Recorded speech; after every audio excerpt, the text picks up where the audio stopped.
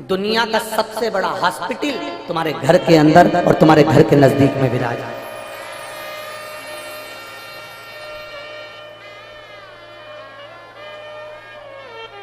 उसको केवल शिवलिंग मत समझिए,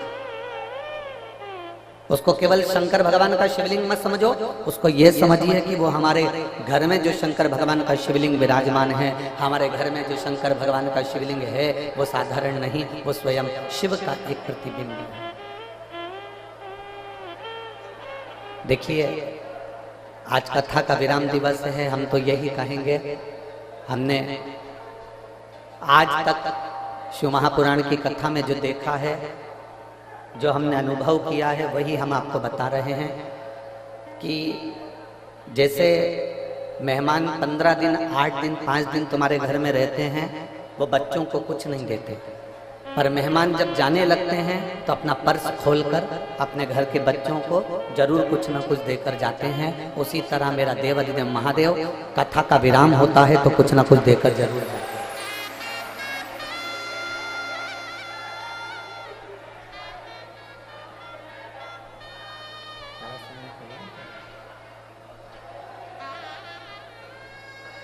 जितना प्रेम से कथा सुन सकते हो उतना प्रेम से कथा सुनिए। बहुत पूरी रात आप लोगों ने इस कथा का इंतजार किया, पूरी रात हो गई आप लोगों को। जैसे बैठे हो ना, इतनी भी जगह नहीं थी रात्रि को जब हम आए थे यहाँ पर, इतनी भी जगह नहीं थी कि कोई अच्छे से सो सके, क्योंकि पंडाल पूरे भरे हुए थे और पूरा ग्राउंड चारों तरफ से भरा हुआ था, कोई जगह बची नहीं थी। पूरी रात आपको केवल शिव महापुराण के इंतजार में निकल गई।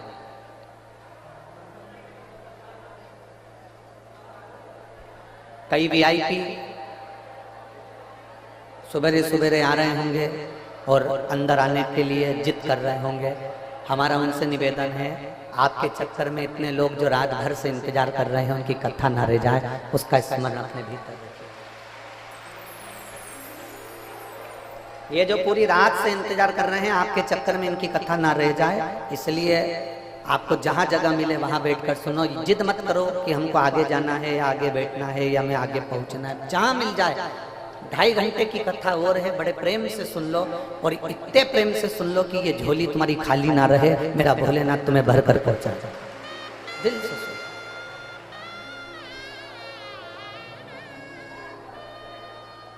शंभु शरण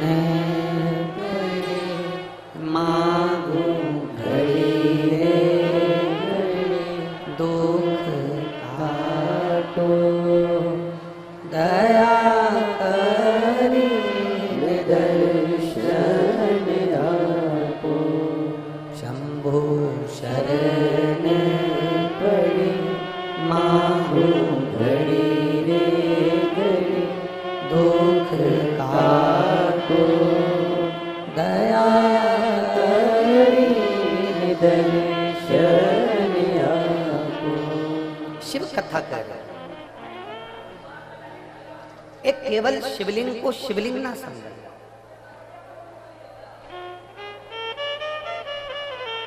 अगर एक छोटा सा भी शिवलिंग आपके घर में विराजमान है तो समझ लें कि वो बड़ा सा बड़ा हॉस्पिटल तुम्हारे घर में विराजमान है। छोटा सा शिवलिंग नहीं है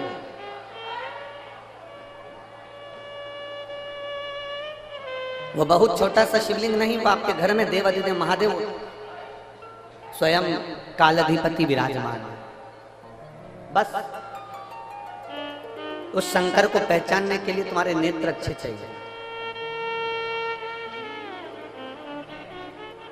सब्जी बनाने से पहले, आलू बनाने से पहले आलू को धोते हो कि नहीं धोते हो? जम के बोलो जरा।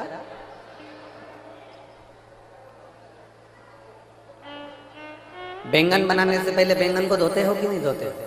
बोलते जाओ जरा जल्दी। नहीं धोते हो। लौकी बनाने से पहले लौकी को धोते हो कि नहीं धोते हो? धोते हो ना। कपड़ा गंदा हो जाता है तो कपड़े को धोते हो कि नहीं धोते हो? बोलते जाओ। धोते हो। आलू गंदा हो गया तो आलू को धोया है, लौकी गंदी हो गई तो लौकी को धोया है, कपड़ा गंदा हो गया तो कपड़े को धोया है, इनको धोने के लिए पानी की जरूरत पड़ती है, पर जब ये मन गंदा हो जाता है इसको धोने के लिए पानी नहीं सत्संग की जरूरत पड़ती है।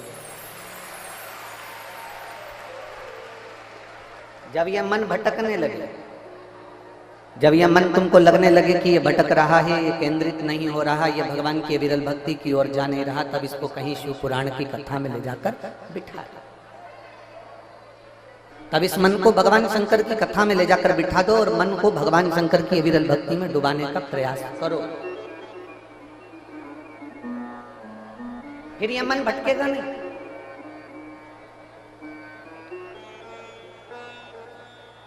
अगस्त ऋषि की एक कथा थी।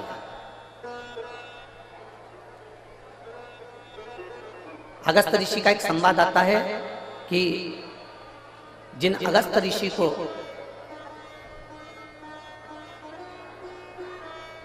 जिन्होंने पूरे समुद्र को चुल्लू में भरकर पी लिया, जिन अगस्त बाबा के दरवाजे पर भगवान शंकर माता सती को लेकर कथा सुनने के लिए जाते हैं।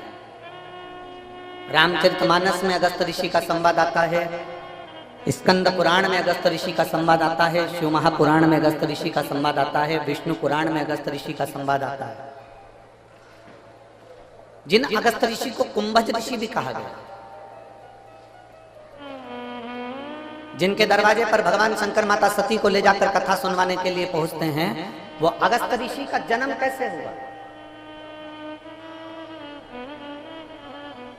वो अगस्त ऋषि ने कोई बहुत बड़ा तप करा था जो अगस्त ऋषि बन गए?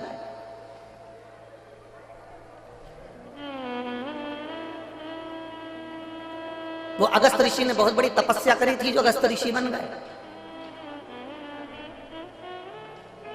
अगस्त ऋषि का जन्म कैसे हुआ? जो भगवान शंकर को सती जी के साथ में बिठाकर कथा सुना रहे हैं, वो अगस्त ऋषि पृथ्वी पर पैदा कैसे हो गए? उनका जन्म कैसे हो गया? ऐसा कौन सा पुण्य अगस्त ऋषि ने कर दिया जो वो भगवान शंकर को कथा सुना रहे हैं? ऐसा कौन सा पुण्य अगस्त ऋषि ने कर दिया, कुंभज ऋषि ने कर दिया जो माता सती को कथा सुना रहे हैं? अगस्त ऋषि ने, कुंभज ऋषि ने ऐसा कौन सा पुण्य कर दिया जो समुद्र को चुल्लू में भरकर पी गए? अगस्त ऋषि, कुंभज ऋषि ने ऐसा कौन सा पुण्य कर दिया जिसके बल पर वो देवताओं के हित के लिए कार्य करने लगे? और जब सारे असुर, सारे राक्षस समुद्र के अंदर छुप जाते हैं तो वो समुद्र के जल को पीकर असुरों को पेट में ही मार देते हैं। वो कुंभज बाबा, वो अगस्त ऋषि का जन्म कैसे हुआ? स्कंद पुराण कहती है प्रवास क्षेत्र में, स्कंद पुराण कहती है प्रवास क्षेत्र में एक भगवान शंकर का बड़ा सुंदर शिवालय है जिसका नाम वैश्वानरेश्वर है। वैश्वानेश्वर शिवलिंग का एक बड़ा सुंदर प्राचीन, बहुत प्राचीन कहते हैं, हजारों हजारों वर्ष पहले का वो शिवलिंग है, बहुत प्राचीन। कई वर्ष निकल गए, हजारों हजारों वर्ष। कहते हैं जिस समय पर काशी का निर्माण था उस समय पर शंकर पार्वती जब भ्रमण के लिए निकले थे तो वैष्णेश्वर शिवलिंग का निर्माण उन्होंने खुद किया प्रवास क्षेत्र। उसी शिवलिंग के मंदिर के गर्भगृह में, उस मंदिर के अंदर एक तोता रहता था, एक मिट्ठू, एक तोता घोंसला बना लिया था। उसकी धर्म पत्नी, वो तोते की धर्म पत्नी, वो मिट्ठू की धर्म पत्नी, वो शुक्र की धर्म पत्नी भी उसके साथ में रहती थी, दोनों साथ में।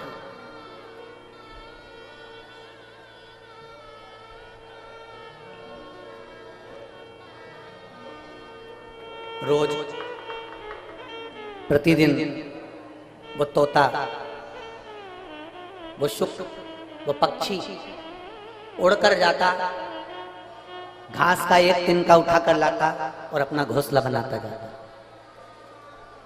वो तोती, वो शुक की पत्नी, वो भी जाती, घास का एक तिनका उठा कर लाती और अपना घोंसला बनाती रहती। पति पत्नी ने दोनों ने मिलकर घोंसला तैयार करा, घूमते आते जाते बस वो एक तिनका उठा कर लाते और घोंसला तैयार करते, और घोंसला तैयार करते करते करते करते उस घोंसले में रहना चालू कर दिया उन्होंने। मंदिर में एक घोंसला बना लिया, शंकर के शिवलिंग के उस मंदिर में उन्होंने घोंसला बनाया, और वो पक्षी, वो तोता अपनी पत्नी के साथ में उसमें रह रहा है। अब दोनों घूमने जाते हैं, दोनों आते हैं और वहां बैठ जाते हैं। समय बीता, दोनों के प्राण छूट गए, दोनों मर गए, दोनों के प्राण छूटे। और प्राण छूटने के बाद वो जब तोता तोती मरे, मरने के बाद यम की कैद में जब वो चढ़े, धर्मराज ने उनका निर्णय किया। धर्मराज से किसी ने कहा कि ये तोता तोती मरे हैं, ये पक्षी मरे हैं, ये पक्षी मरे हैं, तो इनका अगला जन्म किसका होगा। इतने में धर्मराज ने कहा कि इन्होंने अपनी पूरी जिंदगी अपना घोंसला बनाने में निकाल दी, अपना घर बनाने में निकाल दी, इसलिए इनको स्वर्ग नहीं मिलेगा, इनको अच्छा जन्म नहीं मिलेगा, इनको नरक फेंक दिया जाएगा। इतनी देर में वहीं से नंदी पर बैठकर मेरे देवाधिदेव महादेव निकल कर जा रहे थे, जो कालाधिपति थे।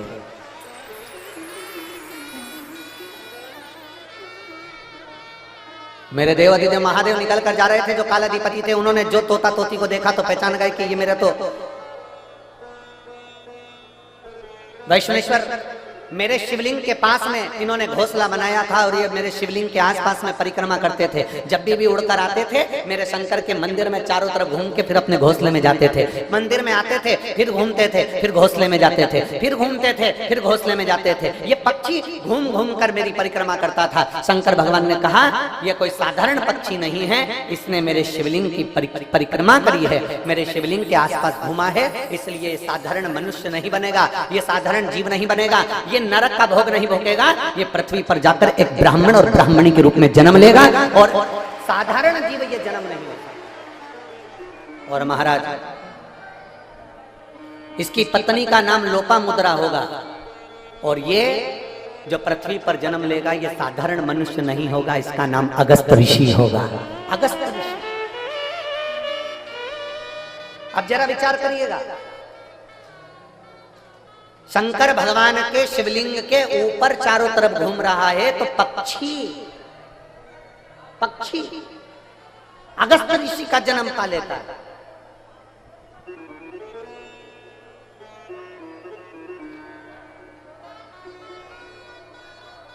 जिस प्रदोष व्रत का हम वर्णन करते हैं, जिस प्रदोष के दिन का आपको बधाई कल हमने दी थी कि प्रदोष की आपको बधाई हो। प्रदोष शाम का जो समय होता है, प्रदोष काल जो होता है, उसका वर्णन जब हम करते हैं, ये प्रदोष की पूजन का विधान किसने बनाया, ये प्रदोष की पूजन का नियम किसने बनाया, ये प्रदोष की संध्या काल का, प्रदोष के समय का पूजन का विधान कौन बनाया, ये प्रदोष के समय पर एक बेलपत्र चढ़ाने का विधान किसने बनाया, प्रदोष के समय पर एक समीपत्र चढ़ने का विधान किसने बनाया। प्रदोष के समय पर अगर मान लो कोई भिखारी से भिखारी व्यक्ति भी है जो ठेला चला रहा है, उसके पास में खाने के लिए कुछ नहीं है, फटे कपड़े पहन रहा है, उसकी जिंदगी में कुछ भी नहीं बचा और कर्जे में लदालूम हो गया, एक चावल का दाना अगर वो प्रदोष के दिन, प्रदोष काल में शाम के समय पर शंकर के शिवलिंग पर चढ़ा देता है, तो 3 या 4 प्रदोष में उसका कर्जा चूकना प्रारंभ हो जाता है। प्रदोष का विधान। इतना ये प्रदोष का वर्णन करा किसने, इतना प्रदोष की महत्वता बताई किसने, कौन करे इतना वर्णन। अगर प्रदोष की महत्वता बताने वाला कोई है, इसीलिए मेरे शंकर भगवान माता सती को लेकर कुंभज ऋषि के यहाँ, अगस्त ऋषि के यहाँ कथा सुनने के लिए गए थे, क्योंकि उनके बराबर कोई शंकर के महत्व को बता नहीं सकता और प्रदोष के महत्व को नहीं बता सकता। सती मैया को प्रदोष का महत्व बताने के लिए शंकर सती जी को लेकर कुंभज बाबा के यहाँ गए थे, अगस्त ऋषि के, प्रदोष के महत्व को तो जानो सती, तुम प्रदोष के महत्व को तो सती जानो, तुम प्रदोष के महत्व को तो सती पहचानो कि प्रदोष का महत्व क्या होता है, प्रदोष काल का महत्व क्या होता है, प्रदोष के समय का महत्व क्या होता है। जिस समय पर सूरज डूब रहा हो, चंद्र प्रकाशित हो रहा हो, दोनों का मेल हो रहा हो, ना तो पूरा सूरज डूबा है, न पूरा चंद्र आया है, ना पूरा अंधेरा है ना पूरा उजाला है, उस समय को प्रदोष काल कहा गया, उस समय को प्रदोष का समय कहा गया, प्रदोष काल कहा। अब कई लोग हमसे कहते हैं गुरुजी आप हमको प्रदोष का समय बताया करो कि प्रदोष काल किसको कहते हैं, प्रदोष का समय किसको कहते हैं।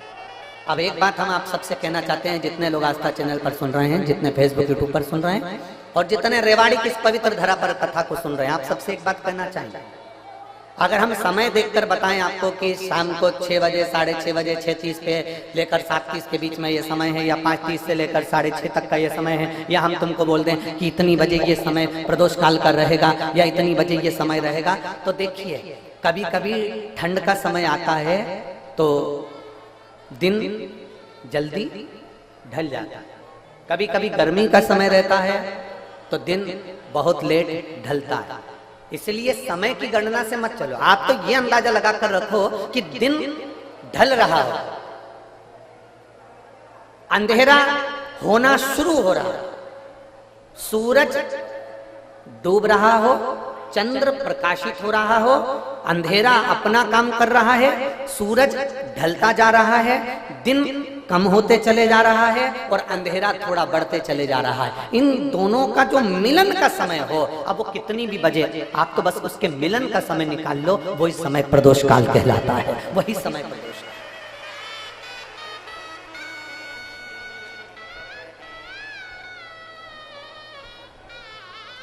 अब प्रदोष काल की पूजन का विधान किसने बनाया?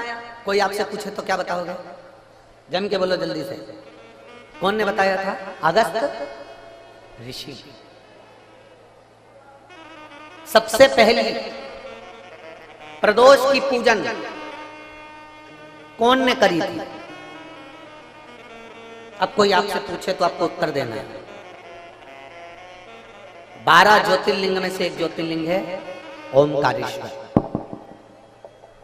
कौन सा ज्योतिर्लिंग है? सब बोलो। ओमकारेश्वर। विंध्य नामक पर्वत पर वो ज्योतिर्लिंग विराजमान। एक बार देवऋषि नारद भ्रमण करते करते विंध्य पर्वत पर आ गए। अब नारद जी का तो काम तुमको सबको मालूम ही है ना, नारद जी का काम तो मालूम है ना सबको। क्या काम है उनका? दुनिया के लोग कहते हैं नारद जी का काम है चुगली करने का, पर शिव महापुराण की कथा कहती है नारद जी का काम चुगली करने का नहीं है। नारद जी का काम किसी व्यक्ति को अग्नि प्रज्वलित कर कर, किसी व्यक्ति में आग प्रज्वलित कर कर, किसी व्यक्ति के हृदय को जलाकर भगवान की भक्ति को प्रकट करने की सामर्थ्यता देवऋषि नारद। लोग कहते हैं नारद जी का काम चुगली करने का है, लोग कहते हैं नारद जी का काम निंदा करने का है। निंदा करने का नहीं, निंदा के माध्यम से भगवान की भक्ति प्रकट करना। किसी के अंदर इतनी जलन उत्पन्न कर देना कि वो तप करने बैठ जाए, किसी की इतनी बड़ाई कर देना कि वो भगवान की भक्ति से जुड़ जाए। ये देवऋषि नारद का काम। दुनिया के लोग, दुनिया के कथाकार कहते हैं कि देवऋषि नारद निंदक है, देवऋषि नारद चुगलखोर है, देवऋषि नारद निंदा करते हैं। ये दुनिया के लोगों ने एक पक्ष देखा। अगर दूसरा पक्ष देखते तो मालूम पड़ता कि देवऋषि नारद निंदक नहीं है। देवऋषि नारद जो देवऋषि नारद हैं वो चुगलखोर नहीं है। देवऋषि नारद अपनी वाणी से किसी के अंदर अग्नि उत्पन्न कर कर उसको इतना अंदर से जला देते हैं कि वो भगवान को प्राप्त करने के लिए फिर कुछ ना कुछ प्रयास कर ही लेता है। जब जब देवऋषि नारद ने निंदा करी, जब जब देवऋषि नारद ने चुगली करी, तब तक देवता को प्रकट होना पड़ा।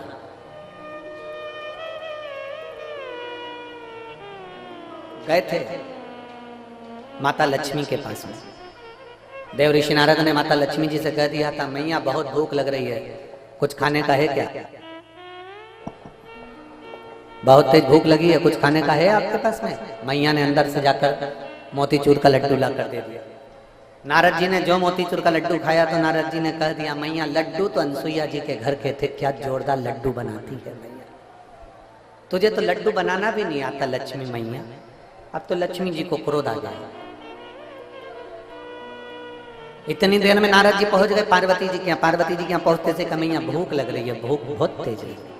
पार्वती जी अंदर गई, उन्होंने आकड़िया की रोटी काकड़िया की साग नारद जी को दे दी। नारद जी भोजन करते से बोले, मैया रोटी तो अनसुईया जी के घर की थी, क्या रोटी बनाती है, क्या रोटी। अब पार्वती जी का हृदय जल गया। थोड़ी देर बाद नारद जी ब्रह्मा जी के यहाँ पहुंच गए। ब्रह्माणी बैठी थी, ब्रह्माणी से कहा मैया बहुत तेज भूख लग रही है। ब्रह्माणी अंदर गई, खीर बना कर ला कर दे दी। नारद जी बोले, मैया खीर तो अनसुईया जी के घर की थी, क्या जोरदार खीर थी। अब तो तीनों देवियां इकट्ठी हो गई। मोहल्ले की 3 माताएं अगर एक जगह पर मिल जाए तो समझ लेना कि किसी ना किसी की बुराई चालू है, किसी ना किसी की निंदा चालू है। अगर ये तीनों एक जगह पर मिल गई है ना तो जरूर किसी ना किसी की निंदा चल रही है, किसी ना किसी की बुराई चल रही है, पक्का। इकट्ठी हो गई तीनों देवियों ने आपस में विचार करा कि अपन तो परेशान हो गए नारद जी के कारण। अनसुईया अनसुईया अनसुईया अनसुईया, ऐसा क्या अनसुईया में, अपने अपने पतियों को परीक्षा लेने भेज दो। ब्रह्मा विष्णु महेश तीनों परीक्षा लेने के लिए चले। और जैसे ही ब्रह्मा विष्णु महेश परीक्षा लेने के लिए चले, परीक्षा लेने के लिए जैसे ही चल दिए, इतने में तीनों दरवाजे पर पहुंचकर भिक्षा मांग रहे हैं। माता भिक्षाम दे, माता भिक्षाम दे, माता भिक्षाम दे।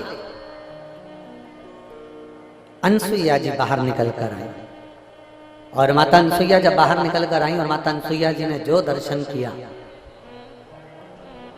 दर्शन करते से ही माता अनसुईया जी ने पूछा, देवताओं आपको क्या चाहिए? तो कि भिक्षा चाहिए।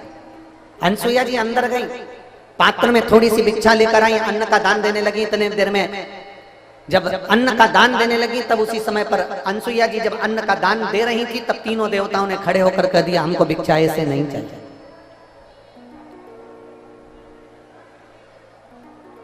हमको ऐसी भिक्षा नहीं चाहिए, हमको ये भिक्षा नहीं। तो तुमको कैसी भिक्षा चाहिए? ब्रह्मा विष्णु महेश ने कहा, क्योंकि इनको देवियों ने कहा था कि जब भिक्षा मांगने जाना तो अनसुईया जी से कहना कि वस्त्र उतार कर भिक्षा देने के लिए, वस्त्र। अब तीनों देवताओं ने कहा, मां भिक्षा तो चाहिए, मां भिक्षा तो चाहिए, पर वस्त्र उतार कर आए, वस्त्र। अनसुईया जी बोली कि देवताओं, आप कह रहे हो कि अंदर का स्पीकर बड़ा अंदर में, आप कह रही हो कि भिक्षा चाहिए और भिक्षा चाहिए और वो भी वस्त्र उतार कर चाहिए। अनसुईया जी ने कहा, बाबा ऐसी कोई भिक्षा कोई नारी कभी नहीं दे सकती, ये भिक्षा कभी कोई नारी नहीं देगी। नारी अपने वस्त्र उतार कर कैसे भिक्षा देने आएगी? तीनों ने, जो ऋषि का रूप रख कर आए थे, साधु का रूप रख कर आए थे, उन तीनों ने कहा, मां भिक्षा तो हम ऐसे ही लेते हैं, अगर दोगी तो लेंगे वरना भूखे रह जाएंगे, और अगर हम भूखे रह गए तो उसका दोष तुम्हें लगेगा। अनसुईया जी अंदर गई। नारद जी ने जो तीनों देवियों को अग्नि उत्पन्न करी थी वो अग्नि आप काम कर गई। अनसुईया जी अंदर जाकर जल लाई। अगर मेरा सात्विक तो पक्का है, मैंने अपने पति की सेवा परमेश्वर मानकर करी है, तो ये तीनों के तीनों बच्चे हो जाए। जो जल छोड़ा, तीनों के तीनों देवता 1.5 महीने के छोड़ा हो गए, 1.5 महीने।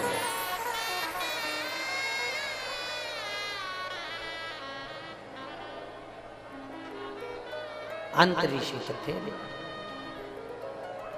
अनसुईया जी ने विश्वकर्मा जी का ध्यान कर कर चंदन का पल्ला बनवाया, रेशम की डोरी लगाई, तीनों देवताओं को उसमें विराजमान कर दिया, तीनों देवताओं को उसमें विराजमान कर दिया।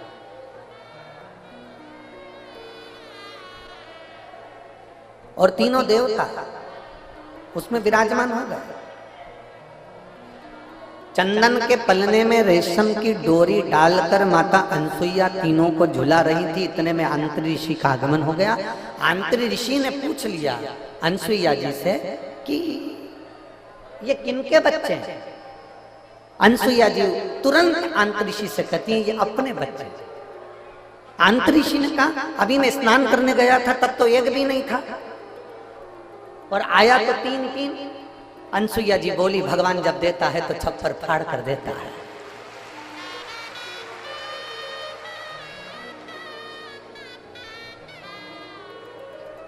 और माता अनसुईया ने डाल दिया पालना, बन करके झूल रहे तीन देवना। झूल अब नारद जी का काम देखिए। दुनिया के लोग कहते हैं नारद निंदा करते हैं, दुनिया के लोग कहते हैं नारद चुगली करते हैं। अगर नारद नहीं होते तो चंद्र प्रकट नहीं होते, अगर नारद नहीं होते तो दुर्वासा प्रकट नहीं होते, अगर नारद नहीं होते तो दत्तात्रेय भगवान प्रकट नहीं होते, अगर नारद नहीं होते।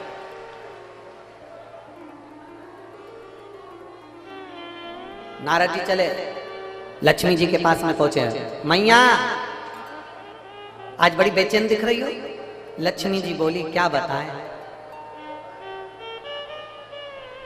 हुआ क्या। अपने पति को भेजा था अनसुईया जी की परीक्षा लेने के लिए, पर पते नहीं है उनके, आज बहुत दिन हो गए दिखे नहीं मेरे। नारद जी बोले वो तो पलने में झूल रहे हैं। लक्ष्मी जी बोली फालतू की बात मत कर, मेरा इतना बड़ा पति कोई पलने में झूलेगा, चल जा से जा। नारद जी वहां से चले तो पार्वती जी के यहाँ पहुंच गए। पार्वती जी बहुत डिप्रेशन में थी, बहुत टेंशन था माता पार्वती जी। भगवान से देवऋषि नारद ने पूछा माँ आप बहुत चिंता में दिख रही हो। नारद जी बोले तो पार्वती जी बोली बहुत चिंता है, मेरी सहेलियों के कहने पर मैंने मेरे पति को परीक्षा लेने भेजा था तो अभी तक पते नहीं है, और मेरे पति को तो कोई पकड़ भी नहीं सकता, कोई उनका किडनैप भी नहीं कर सकता, क्योंकि उनके गले में बब्बा पड़ा है। किसके बाप में दम है कि मेरे पति को पकड़ ले, दम चाहिए। मैया पल्ले में झूल रहे हैं।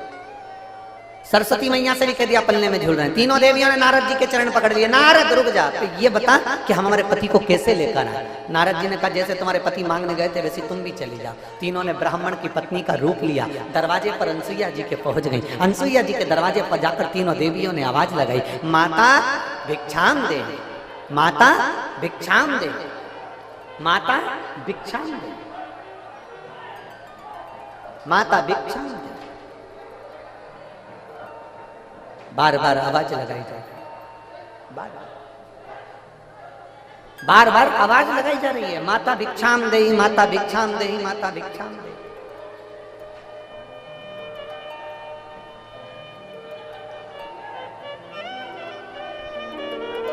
बार बार आवाज लगाई। और जैसे ही आवाज लगाई पार्वती मैया निकल, अनसुईया मैया निकल कर बाहर आई। जो अनसुईया मैया निकल कर बाहर आती इतने में अंतरी ऋषि ने आवाज लगाई अनसुईया कहाँ जा रही हो। अनसुईया रुक गई, दरवाजा बंद है, तीनों देवियां बाहर। लक्ष्मी ने पार्वती से कहा पार्वती जरा देखो तो अंदर अपने पति हैं भी कि नहीं है। पार्वती जी ने सरस्वती से कहा तुम अंदर झांक कर देखो पति अंदर है कि नहीं है। सरस्वती मैया दरवाजे में एक छोटी सी सरंग थी, पतली सी सरंग, उस सरंग में से सरस्वती अंदर झांक कर देख रही थी। इतने में पीछे से देवऋषि नारद जी आकर बोले मैया तुम दूसरे के घर में झांकी हो ना, आज से पृथ्वी पर जितनी माता है ना इनकी भी आदत बदल जाएगी। ये जब भी कपड़ा सुखाने ऊपर जाएगी तो पड़ोसी की छत जरूर ढाक के आएगी।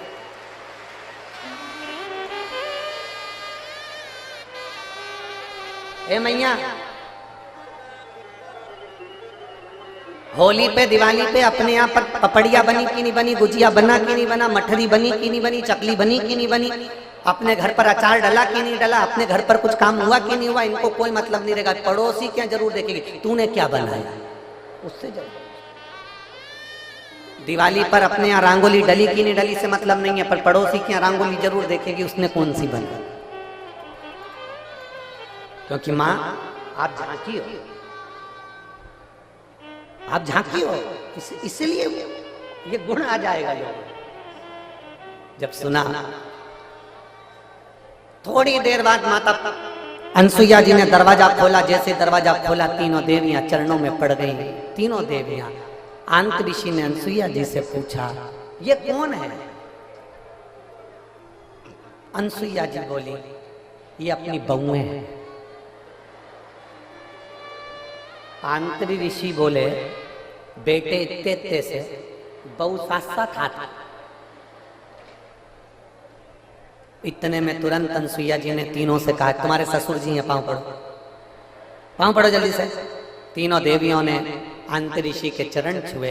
आंतरी ऋषि ने अनसुईया जी का हाथ पकड़ा और एक कोने में ले जाकर पूछा अनसुईया पागल हो गई है? बेटे इत्ते से और बहू लिया साथ साथ हाथ की, तुझमें अक्ल वकल नहीं है क्या? बिल्कुल भी। इतने से बच्चे की कोई शादी करते हैं जो इतनी बड़ी बड़ी बहुएं लेकर आ गई? इतने में अनसुईया जी बोली अपने पति से स्वामी आजकल की बहुएं कमाता हुआ पति मिल जाता है लेकर के अलग हो जाती हैं, हमने कैसे पाल पोस कर बड़ा करा हम जानती हैं, अब बड़ा करेगी तब मालूम पड़ेगा, ले जा।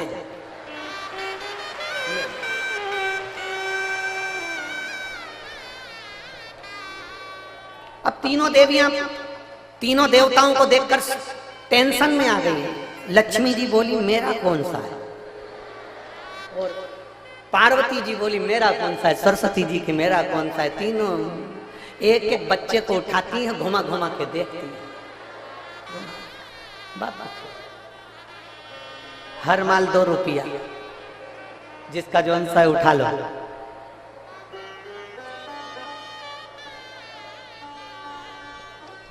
अब उठाएं किसको? लक्ष्मी जी सबसे पहले बोली कि देखो सबसे पहले मैं विद्वान भी हूं और चतुर भी हूं और मैं अपने पति को छांट सकता हूं। जो ज्यादा विद्वान होता है, जो ज्यादा चतुर होता है, सब्जी के ठेले पे वही सड़ी हुई भिंडी लेके आता है।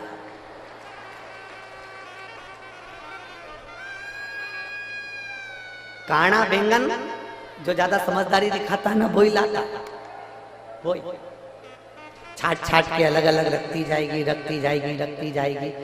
सब्जी वाला इससे ज्यादा चतुर होता है, उसने कहा रख ले तू, अलग छाट छाट के रख। इसने जैसे अलग छाट के रखा, थैली में भरा, भरने के बाद थैली इधर बाजू में रख दी और जो सड़ा हुआ था उसकी थैली उसके हाथ में टिका दी।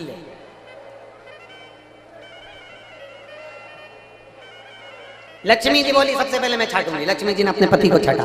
जो छाटने बैठी लक्ष्मी जी तो भगवान ब्रह्मा जी को उन्होंने अपनी गोदी में उठा लिया और ब्रह्मा जी को गोदी में उठाकर बोली ये मेरे पति हैं। उनको जो हाथ में लिया, इतनी देर में तो अनसुईया जी को हंसी आ गई। अनसुईया जी को हंसी आई, उन्होंने कहा रुको इन तीनों को वापिस सुलाओ। जमीन पर सुलाया।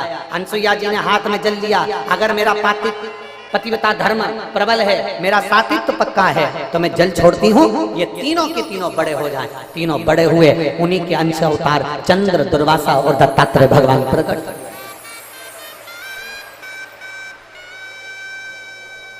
उन्हीं के अंश। और महाराज दुनिया के लोग कहते हैं कि देवऋषि नारद चुगली करते हैं, देवऋषि नारद निंदा करते हैं, देवऋषि नारद बुराई करते हैं। नहीं, देवऋषि नारद देवता को प्रकट करने के लिए, भक्ति को प्रकट करने का कार्य करते हैं, और वो देवऋषि नारद ने किया।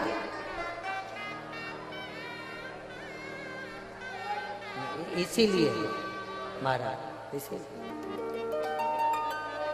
नारायण श्रीमन नारायण, नारायण श्रीमन नारायण, नारायण श्रीमन नारायण, नारायण श्रीमन नारायण, नारायण श्रीमन नारायण,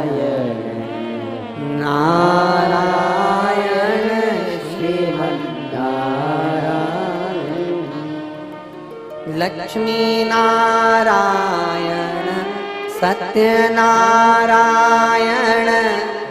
नारायण हरि नारायण लक्ष्मी नारायण सत्यनारायण नारायण हरि नारायण बोलो नारायण श्रीमन्नारायण नारायण श्रीमन्नारायण नारायण श्रीमन्नारायण सब बोलिए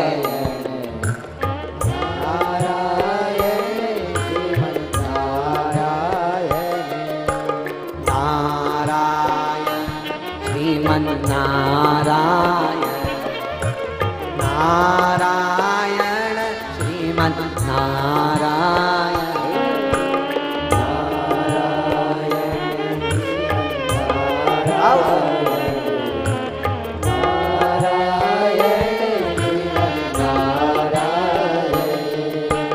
लक्ष्मी नारायण सत्यनारायण नारायण हरि नारायण लक्ष्मी नारायण सत्यनारायण नारायण हरि नारायण ओ लक्ष्मी नारायण सत्यनारायण नारायण हरि नारायण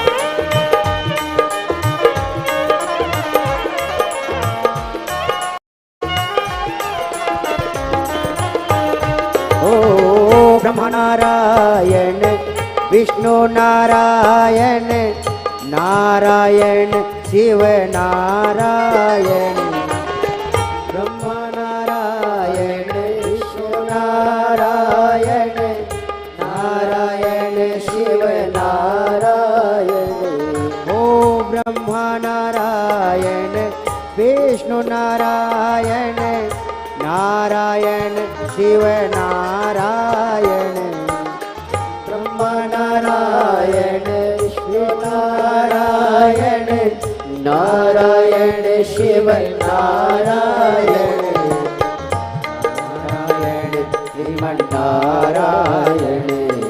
पीछे वाले नारायण श्रीमन्नारायण नारायण श्रीमन्नारायण नारायण श्रीमन्नारायण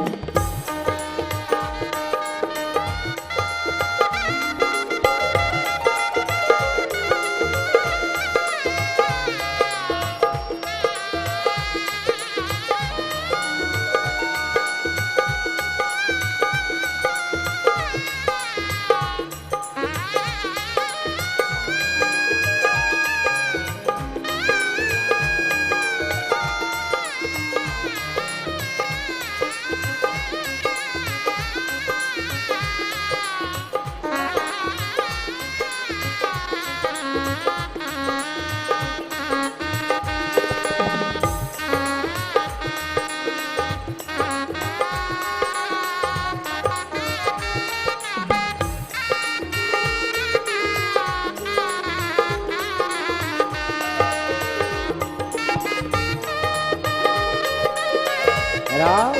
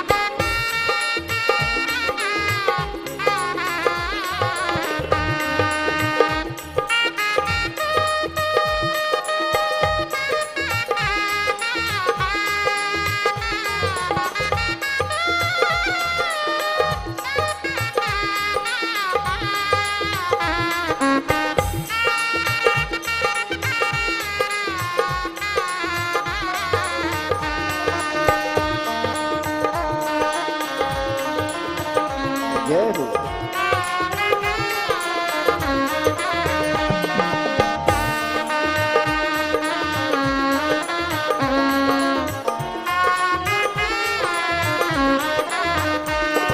ओ माता नारायण पिता नारायण नारायण गुरु नारायण माता नारायण पिता नारायण नारायण गुरु नारायण ओ माता नारायण पिता नारायण नारायण गुरु नारायण माता नारायण पिता नारायण नारायण गुरु नारायण नारायण श्रीमन नारायण नारायण श्रीमन नारायण नारायण श्रीमन नारायण नारायण श्रीमन नारायण नारायण श्रीमन नारायण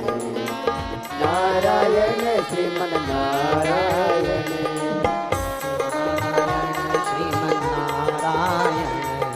नारायण श्रीमन्नारायण नारायण श्रीमन नारायण नारायण श्रीमन नारायण बोलो नारायण श्रीमन्नारायण नारायण श्रीमन्नारायण नारायण श्रीमन नारायण नारायण श्रीमन नारायण बोलो नारायण श्रीमन्नारायण नारायण श्रीमन्नारायण नारायण श्रीमन नारायण नारायण श्रीमन नारायण नारायण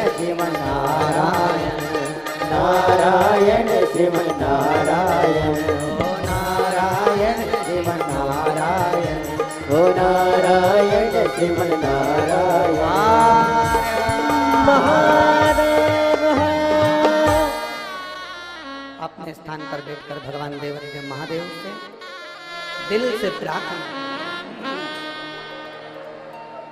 भाव से बाबा देवाधिदेव महादेव से विनय करें, निवेदन करें, प्रार्थना करें। जहां जगह मिले वहां बैठकर भगवान शिव से अपने मन की बात है। आज कथा का विराम दिवस है। दिल से बाबा से कहकर जाएगा।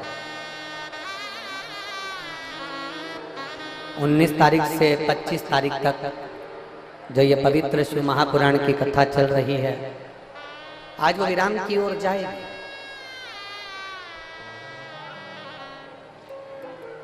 एक अप्रैल से 7 अप्रैल तक मनासा नीमच जिले में 1 बजे से 4 बजे तक कथा टीवी पर आई। उस कथा का नाम है बेलपत्र शिव महापुराण की कथा। एक एक बेलपत्र का महत्व उस कथा में अपन जानेंगे और उस कथा में अपन समझेंगे कि बेलपत्र की महत्वता क्या है।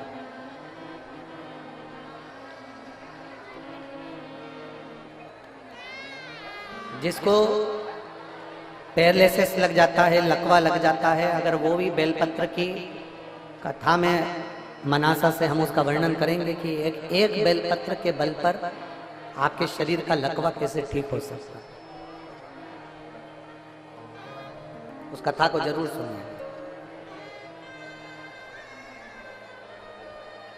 दिल से सब प्रार्थना करें, भाव से बैठकर। जिनको श्री शिवाय नमस्तुभ्यम आता है वो उच्च स्वर में यहाँ तक आपकी आवाज पहुंचे, इस भाव से बोले।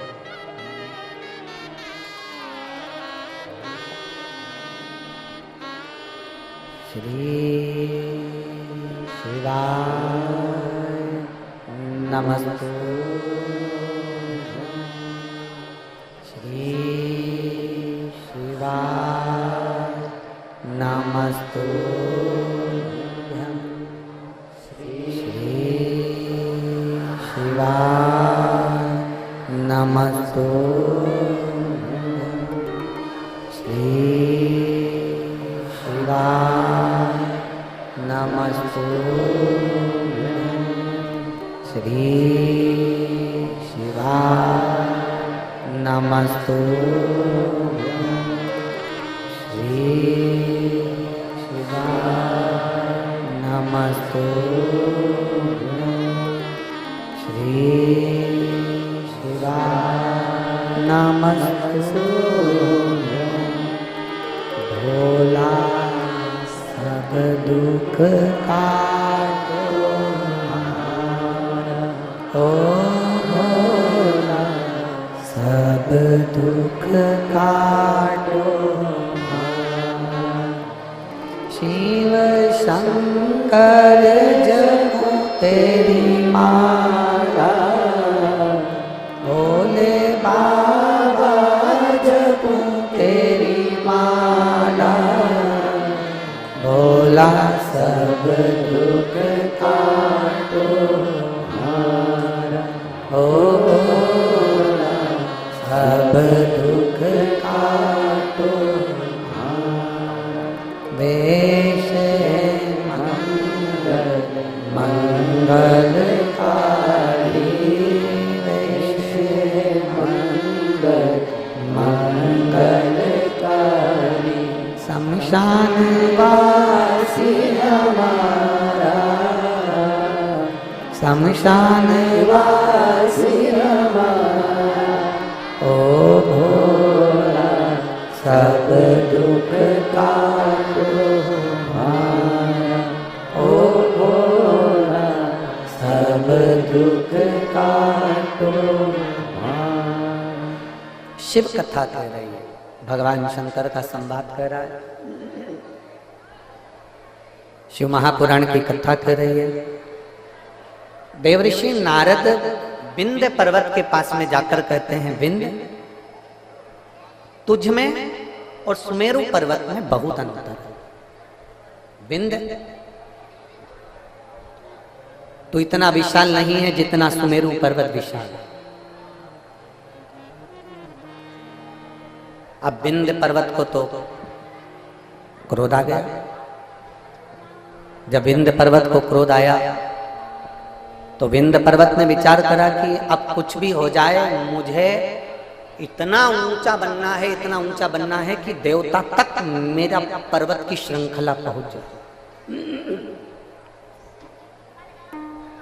अब मुझे इतना ऊंचा जाना है, अब मुझे इतना ऊंचा पहुंचना। विंध्य ने अपना विस्तार करा, सुमेरु पर्वत से भी ऊंचा विंध्य पर्वत पहुंच गया।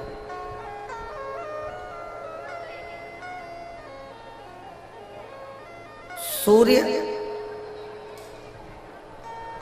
के अश्व चलते चलते थोड़ा अंधेरा हो रहा था। सूर्य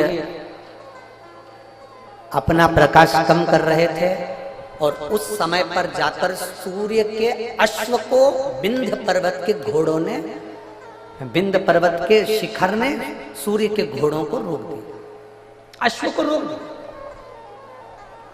बहुत सावधानी से सुनना, ये कथा अभी तक हमारे मुखाग्रविंद पर कभी नहीं आई, परंतु ये प्रदोष की सबसे पहली पूजन, प्रदोष काल में सबसे पहली पूजन प्रदोष की कौन ने करी थी और कब करी गई थी, वो कथा चल रही। यदि कोई आपसे पूछेगा तो आप भी बता सकते हो कि हमने ये कथा ऐसे ऐसे प्रदोष की श्रवण करी।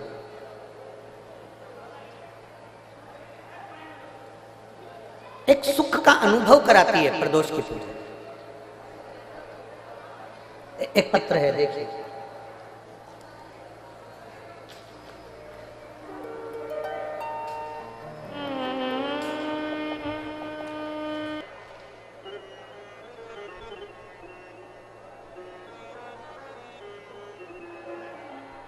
जिस दिन बेलपत्र को खाने लगे,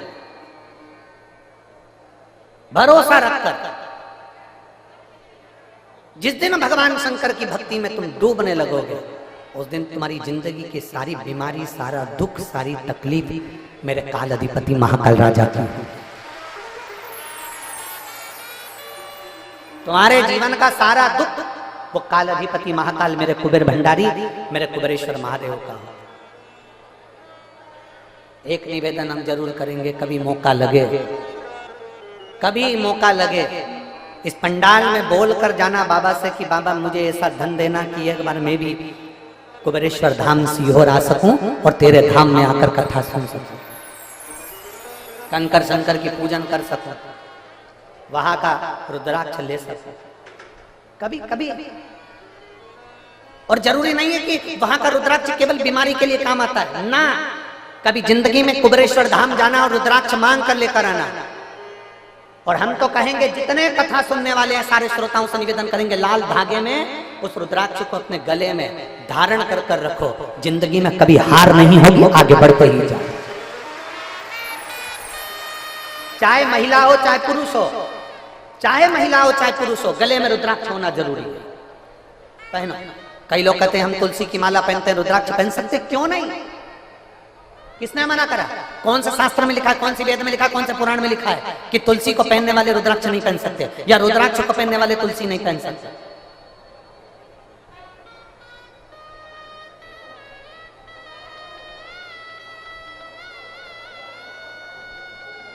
तुलसी यदि नरक से छुड़ाकर वैकुंठ भेज सकती है, तो रुद्राक्ष रोग से मुक्त कराकर तुम्हें अपने हॉस्पिटल से घर भेज सकता है।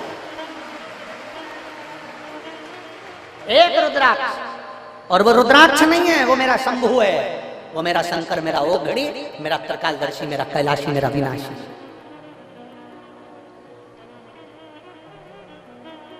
कई लोग कहते हैं गुरुजी अभी अभी आपके यहाँ पर रुद्राक्ष उत्सव हुआ, अभी आपके यहाँ पर 26 तारीख को सुबह 10 बजे महादेव की होली है, आप हमेशा भक्तों को वहां बुलाते रहते हैं। हमारा तो निवेदन है किसी बहाने से आओ, चाहे तुम 26 तारीख को होली खेलने के बहाने आओ, चाहे तुम रुद्राक्ष उत्सव के बहाने आओ, और मेरे बाबा के दरवाजे पर एक बार आकर तो देखो, 3 महीने में झोला खाली नहीं करना पड़ेगा वापिस।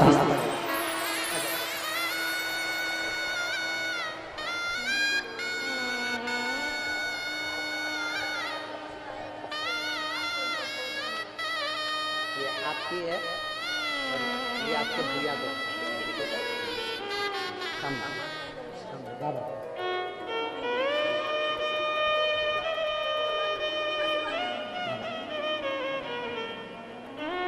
एक बार आप किसी भी बहाने से पर कुबेर भंडारी के दरवाजे पर आओ। अगस्त बाबा तो काशी में निवास कर रहे हैं। देवऋषि नारद ने लगा दिया, विंध्याचल पर्वत ने अपनी आकृति बढ़ाई, सुमेरु से ऊंचा होने के लिए सूर्य नारायण भगवान का रथ रुक गया। दिन ढल रहा था, अंधेरा हो रहा था, उसी समय पर सूर्य के रथ रुक गया।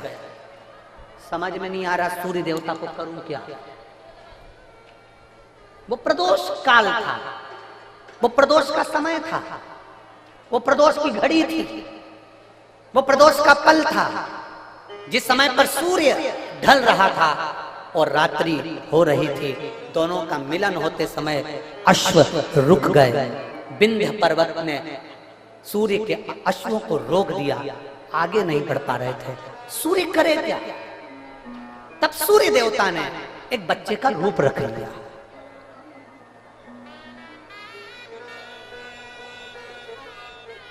ये दुनिया के लोगों को मालूम होना चाहिए कि पहला प्रदोष का उपास व्रत, प्रदोष की पूजन किसने करी है। ये आपकी आराधना में, आपकी चित्तवृत्ति में आना चाहिए कि प्रदोष के दिन एक चावल का दाना चढ़ाने वाला कभी गरीब नहीं हो सकता, कभी भिखारी नहीं हो सकता, कभी दरिद्र नहीं हो सकता। जब तक मालूम नहीं हो ना, तब तक आप भटको। और जिस दिन तुम्हारा विश्वास शिव महापुराण पर हो जाए ना, जिस दिन तुम्हारा विश्वास शंकर जी की कथा पर हो जाए, और इतनी लाखों की संख्या में आप लोग आए हो, लाखों की संख्या में आप लोग आए हो, और करोड़ों की संख्या में लोग टीवी पर कथा सुन रहे हैं, करोड़ों की संख्या में, देश और विदेश में। एक निवेदन करूंगा, पूरे जितने चैनल वाले कथा सुन रहे हैं और जितने यहां कथा सुन रहे हैं,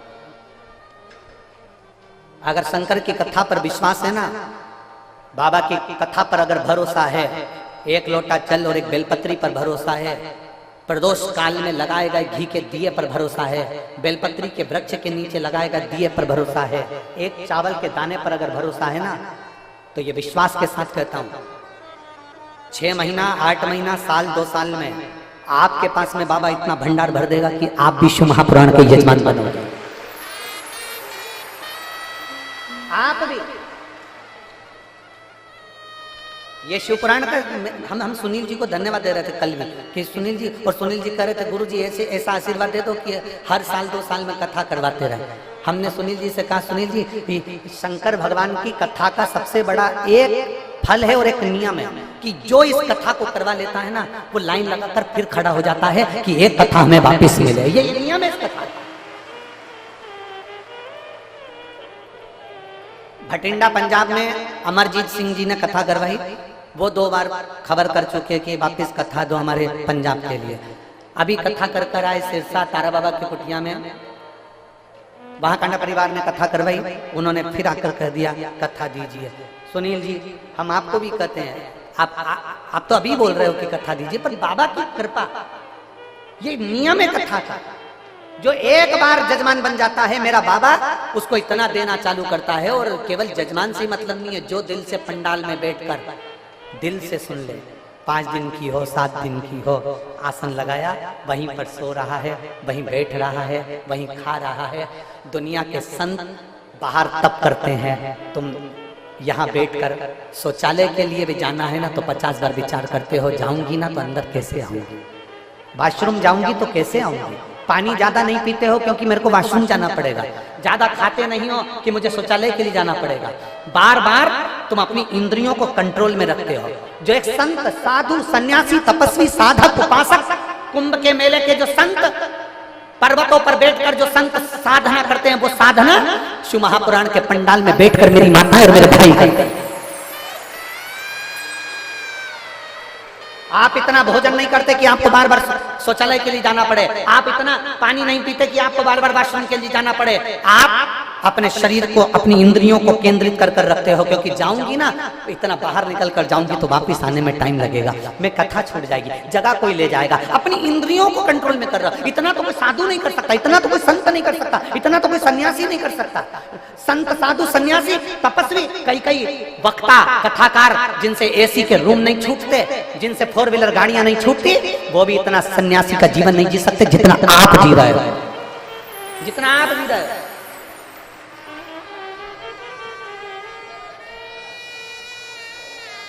एक संत का भाव है आपका। गर्मी लग रही है, टेंट हिल रहा है, हवा चल रही है, टेंट उखड़ रहा है, पाइप गिर रहे हैं, कहीं कुछ प्रॉब्लम चल रही है, और उस बीच में तुम्हारा विश्वास, 5 दिन के लिए रेवाड़ी आई हूँ, मेरे बाबा के भरोसे आई हूँ, मेरा बाबा तेरे दरवाजे पर मैं आई हूँ ना मेरे कुबेर भंडारी, तो मेरे दरवाजे पर तू भी आएगा, ये मेरा विश्वास लेकर आए,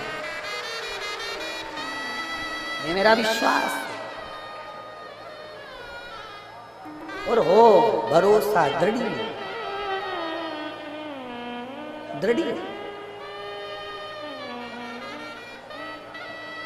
वो कहते हैं ना, तुझसे मिलने के लिए तेरी कसम। ये मेरे बाबा से मिलने का ये केंद्र बिंदु है शिव पुराण की कथा।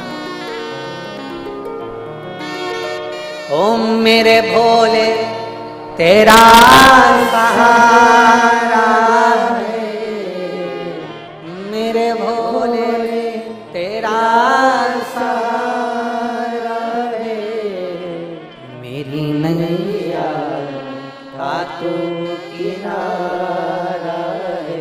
बधाई। शिव तत्व है। लोग हिम्मत हारते हैं। शिव महापुराण की कथा कहती है हिम्मत हारने की जरूरत नहीं है। अगर भरोसा पक्का है भगवान देवाधिदेव महादेव पर, अगर तुम्हारा भरोसा प्रबल है तो हिम्मत नहीं है। क्यों हिम्मत?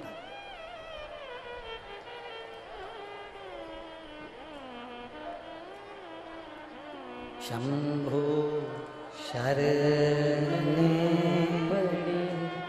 माऊ घड़ी रे घड़ी दुख काटो, दया करीने दर्शन आपो।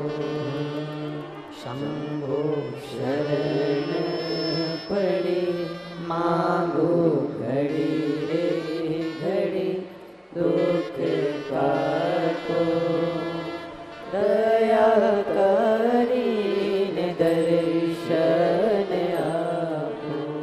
शिव तत्व की प्राप्ति हो गई। एक बार भगवान शंकर की अविरल भक्ति को धारण कर कर देते। ढोंग से दूर हो जाओ, प्रपंच से दूर हो जाओ, छल से दूर हो जाओ, बेईमानी से दूर हो जाओ, प्रपंच से दूर हो जाओ।